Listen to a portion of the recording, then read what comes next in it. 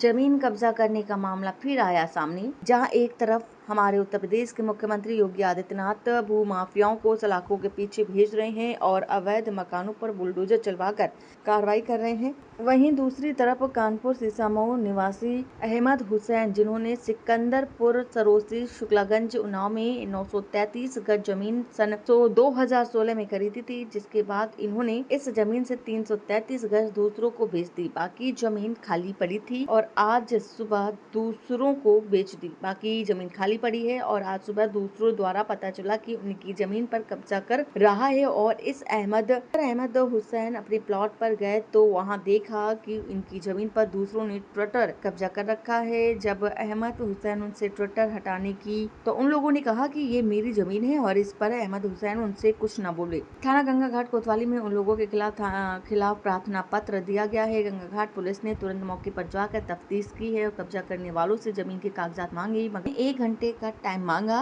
और कागजात लेकर थाने आ रहे हैं, ऐसा कहा। अब देखना ये होगा कि शुक्लागंज गंगा घाट पुलिस इस पर किस तरह की कार्रवाई करती है।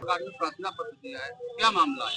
मामला हमारा ये है कि सन 2016 में मैंने एक जमीन खरीदी थी ग्राम नितवा में, धोबी पुलिया शहनाई के बगल में, जो हमारी की जगह थी।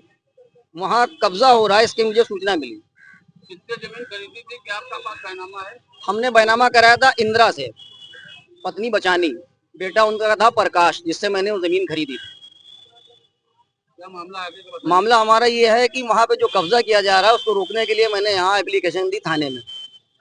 तो पुलिस मेरे साथ वहाँ पर गई और उसने उन लोगों से पूछा कि तुम यहाँ कैसे मकान बना रहे हो, तो बोले कागज है मेरे पास।